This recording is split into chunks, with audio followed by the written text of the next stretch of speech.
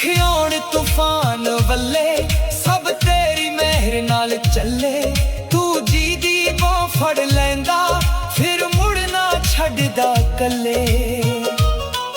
इस चंदरी रू पापी नू तू करदा छावां ए।